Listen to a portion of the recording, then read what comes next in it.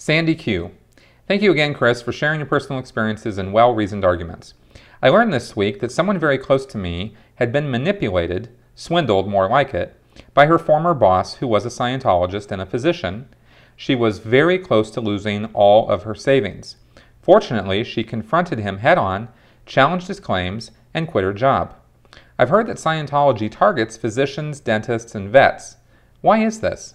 Should we be concerned about the motives of the people we trust with our lives and our pets' lives?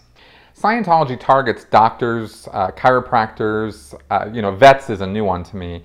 Doctors, chiropractors, businessmen were something I was definitely aware of.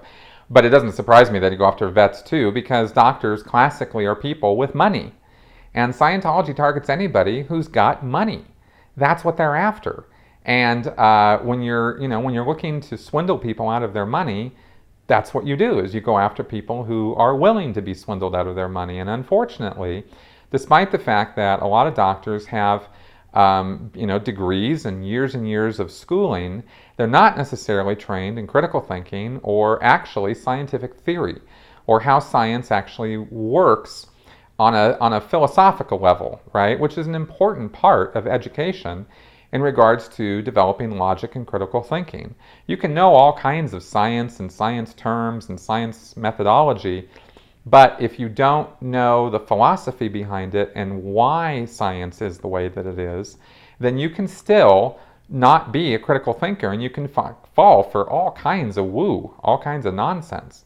And I'm sorry, but Dr. Oz to me is an example of that on a nationwide, international-wide scale. He was a doctor, he's really a doctor, and he really peddles pseudoscientific nonsense, right? Because he believes some of that. Or at least he says he does.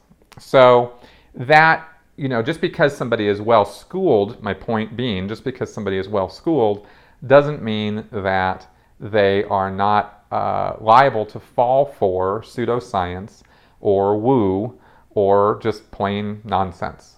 And that's what Scientologists do, and there's a whole arm of Scientology that has consultants and professionals who go in and offer professional consulting services to these doctors and chiropractors and vets and business people. And then when the consulting looks like it might be doing something, it doesn't, but when it looks like it's kind of doing something, then they move in with the actual Scientology and try to get the guy to come into the church and start doing services at the church. Because look, if L. Ron Hubbard was really good on the business side, he must really have a whole philosophy of life that you need. You see, that's the dots they connect. And they're very, very good at doing that. So they hoodwink quite a few of these people.